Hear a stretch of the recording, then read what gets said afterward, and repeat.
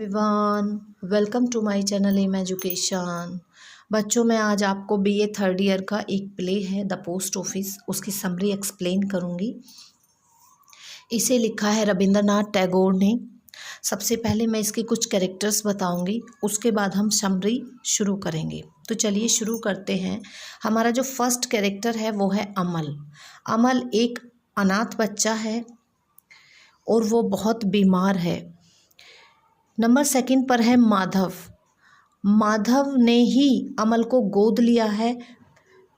पहले वो उसे गोद नहीं लेना चाहता था, लेकिन बाद में उसने उसे गोद लिया और अब वह उससे बहुत प्यार करता है माधव अमल को। ये जो कहानी है बच्चों, ये सारी अमल के ऊपर ही बेस्ड है।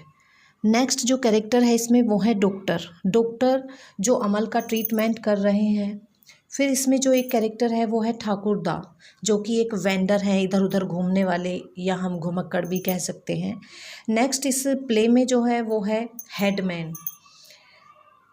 नेक्स्ट है सुधा नाम की एक बच्ची है इस प्ले में, जो कि एक फ्लावर गर्ल है। वो फूलों का काम करती है, क्योंकि उसके जो फादर हैं वो फूलों का काम करते हैं, मालाएं बनाते हैं, इसलिए वो फूल लाने ले जाने का काम करती है। नेक्स्ट है इसमें अकर्ड मैन, एक दही बेचने वाला व्यक्ति है। वो गलियों में दही बेचता है और वो गाना भी गाता है। नेक्स्ट है इसमें वॉचमैन, एक वॉचमैन है। बच्चों, इसमें और भी एक दो कैरेक्टर्स हैं जिनको मैंने मेंशन नहीं किया है।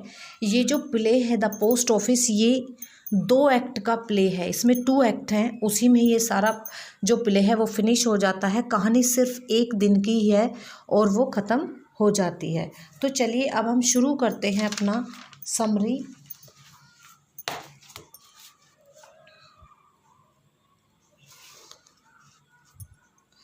The post office is a 2 act play. जो पोस्ट ऑफिस नाम का जो प्ले है वो 2 एक्ट का प्ले है। Begins with Madhav Datta speaking with the doctor about a young boy who is suffering from fever. वो शुरू होता है, जब प्ले की शुरुआत होती है तो माधव को बोलते हुए दिखाया जाता है। वो डॉक्टर से बात कर रहा है। डॉक्टर से बात कर रहा है, किसके बारे में बात कर रहा है? अबाउट अ यंग बॉय, एक बच्चे के बारे में बात कर रहा है जो कि बुखार से पीड़ित है। अमल नाम का एक बच्चा है, उसको बहुत तेज बुखार है। डॉक्टर उसे देखने के लिए आया है और माधव जो कि उसका पिता है, वो डॉक्टर से अपने बच्चे के बारे में बात कर रहा है। The doctor suggest the boy to remain inside the house, otherwise his condition will be rows.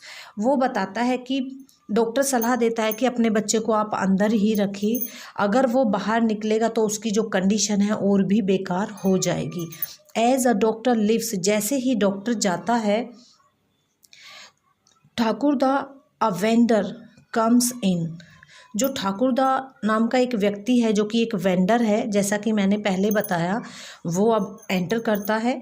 Madhav tells Thakurda, Madhav Thakurda से कहता है that his wife wanted to adopt a son and now they have finally done so. Madhav Thakurda से कहता है कि मेरी जो पत्नी है वो पहले एक लड़के को अडोप्ट करना चाहती थी और अब हमने फाइनली ये काम कर दिया है। The boy is an orphan, बेचारा जो बच्चा था वो अनाथ था। Who is distantly related to them, जो कि उनके दूर के रिश्तेदार का था। On his wife side of the family. Madhav बताता है ठाकुरदा को, जो ये बच्चा हमने गोद लिया है वो मेरी पत्नी के दूर के रिश्तेदार का बच्चा है, इसीलिए हमने इसे गोद ले लिया है। माधव कन्फाइड्स टू ठाकुरदा, माधव विश्वास दिलाता है ठाकुरदा को दैट कि he did not want to adopt a son, मैं लेना नहीं चाहता था गोद किसी बच्चे को। But now he loves the boy so much, लेकिन अब मैंने इसे गोद ले लिया है, मैं इसे बहुत प्रेम करता हूँ। That he does not care about money, मुझे अब धन की इच्छा बिल्कुल भी नहीं है, चाहे कितने भी पैसे उठ जाओ, कितना भी धन उठ जाओ, लेकिन ये मेरा बच्चा ठीक होना चाहिए। Madhav makes Thakur the promise not to allow the boy to play outside, Madhav Thakurda से प्रोमिस लेता है कि तुम इसे बाहर जाने के लिए नहीं कहोगे। And not to excite him, और ना ही इसे ज़्यादा एक्साइट करोगे, उत्तेजित करोगे जिससे कि ये बाहर चला जाए, क्योंकि डॉक्टर ने सलाह दी थी कि उस बच्चे को अंदर ही रहना होगा, अगर वो बाहर जाएगा तो उसकी जो कंडीशन है वो और भी बेकार हो जाएगी। आफ्टर ठाकुरदा लिव्स, जब ठाकुरदा चला जाता है, द सिक बॉय नेम्ड अमल, जो बीमार बच्चा है अमल नाम का, question the doctor order, doctor जो कहकर गया है कि इसे अंदर रहना है वो उस पर क्वेश्चन उठाता है अपने पिता से। बट माधव सेज, लेकिन माधव कहता है द डॉक्टर नोज बेस्ट, तुम्हें नहीं पता अमल, जो डॉक्टर होते हैं वो बेस्ट होते हैं, because he is well read, वो अच्छे पढ़े लिखे होते हैं, बहुत एजुकेटेड मैन होते हैं वो। माधव देन टेल्स अमल, फिर माधव अमल से बताता है,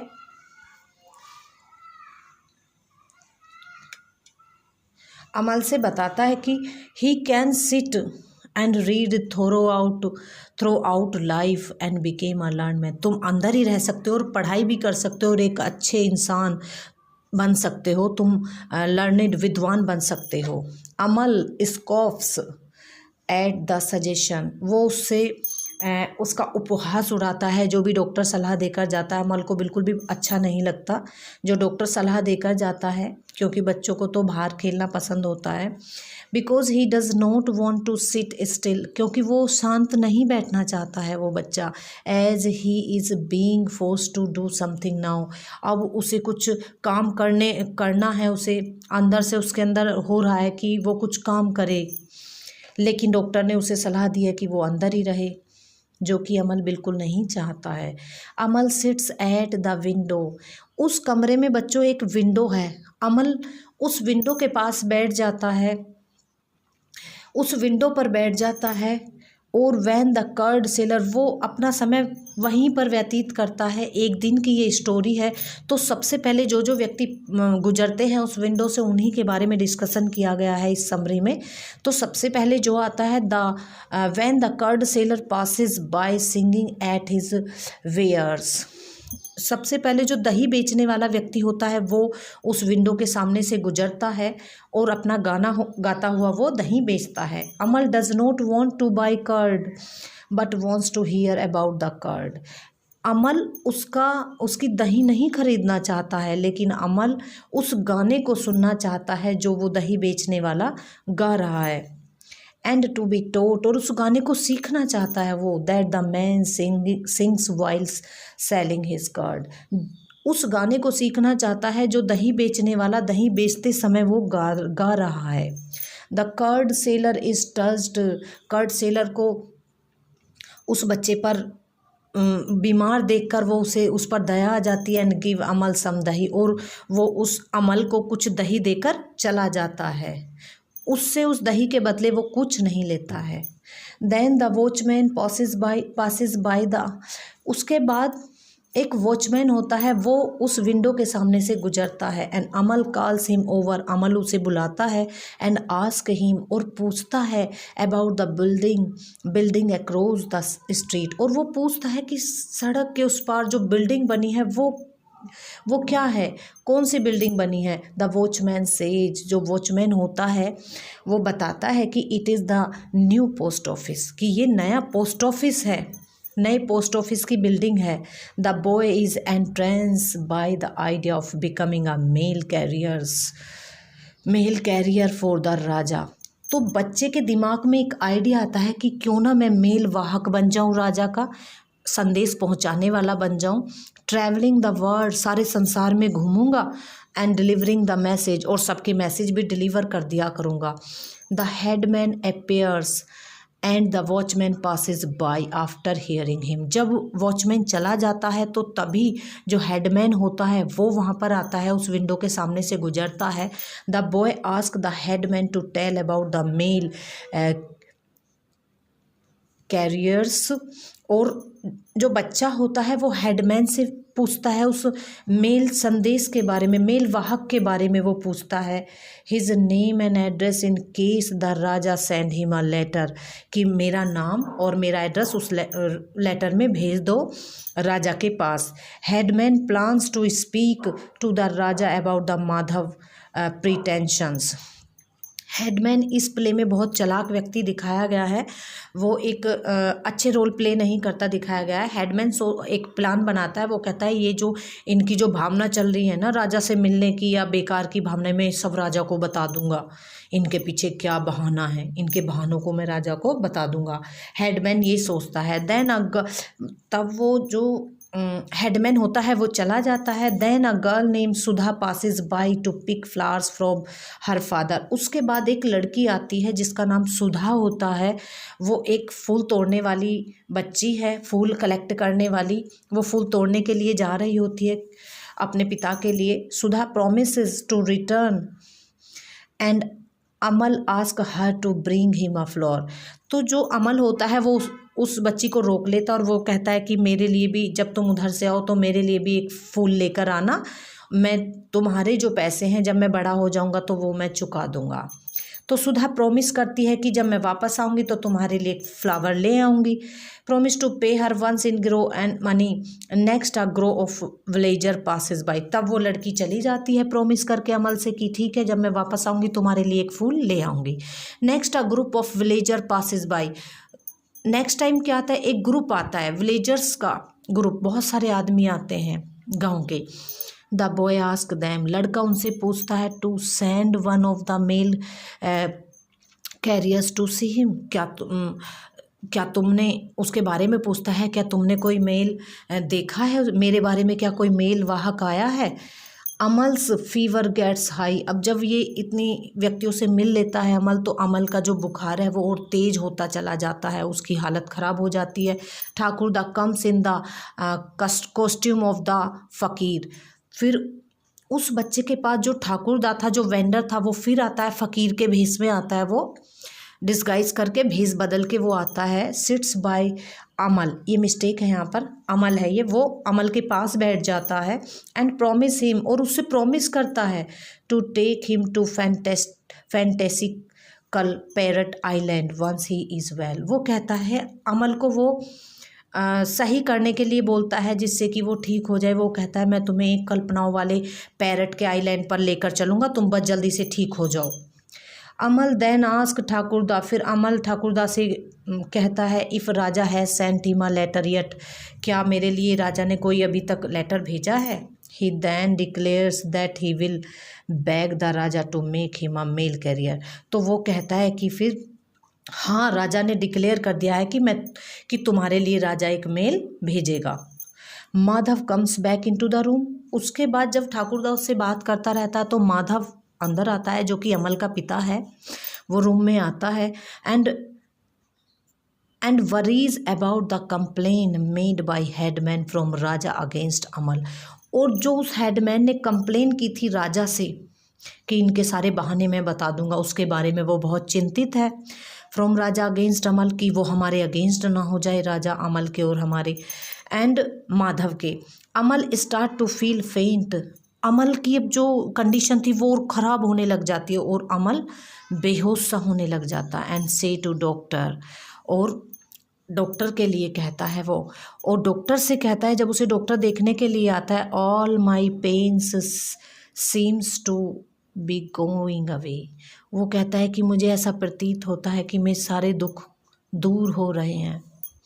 अमल अपीयर्स टू फॉल एस्लीप, क्योंकि अमल अब इस समय लास्ट स्टेज पर होता है, वो मरने ही वाला होता है, तो उसे ऐसा फील होता है कि अब मेरे सारे दुख दूर हो रहे हैं। अमल अपीयर्स टू फॉल एस्लीप, अमर ऐसा लगता है अमल जैसे कि वो बहुत लंबी नींद सो गया हो। Doctor leaves with the promise of sending medicine, doctor promise करके जाता है कि ठीक है मैं तुम्हारे लिए मेडिसन भेज देता हूँ। व्हेन ही सी, जब वो देखता है कि headman enter the call of Amal, कि हेडमैन आ गया है। जब डॉक्टर चला जाता है तो उसके बाद हेडमैन दोबारा से आता है, कॉल फॉर अमल, और अमल को बोलता है, वो बुलाता है। Thakurda ask him to be quiet as child is sleeping, Thakurda उसे वहीं पर रोक देता है। ठाकुरदा कहता है चुप हो जाओ, बच्चा अभी सो रहा है। बट अमल टेल्स हिम, लेकिन अमल उससे कहता है that he could hear his dead parents speaking to him, क्योंकि अमल अब मरने वाला है। वो कहता है कि नहीं, मुझे मेरे मरे हुए जो माता, क्योंकि वो एक अनाथ बच्चा था, तो वो कहता है कि जो मेरे मरे हुए माता पिता हैं, डेड पेरेंट्स हैं, वो मुझे बुला रहे हैं, वो मुझसे बातें कर रहे हैं। हेडमैन रिकुलस द फैमिली, जो हेडमैन होता है वो सारे परिवार का उपहास उड़ाता है। For being pretends by handling Amal, और वो सोचता है कि बहाने बना रहा है अमल।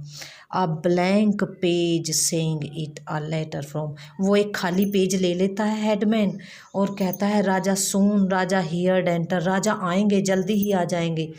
फिर थोड़ी देर बाद क्या होता है कि सून राजाज हर्ड हेराल्ड एंटर, जो राजा का मेन व्यक्ति होता है हेराल्ड, वो आता है अमल के पास। अनाउंसिंग दैट, और ये घोषणा कर देता है कि raja will be alive at midnight, कि राजा रात को 12 बजे आएंगे तुम्हारे घर पे, अमल के घर पे रात को राजा 12 बजे आएंगे, ये अनाउंसमेंट वो कर देता है Herald. In the mean time, उसी समय he has sent his physician ahead of him, जो राजा होता है वो एक फिजिशियन को भेजता है ताकि अमल का जो ट्रीटमेंट है वो कर सके। मीन वाइल, उसी समय Sudha comes with a flower for Amal, सबसे लास्ट में जब सभी व्यक्ति आ जाते हैं, सबसे लास्ट में सुधा आती है, वो अमल के लिए एक फ्लावर लाती है क्योंकि अमल ने प्रॉमिस किया था।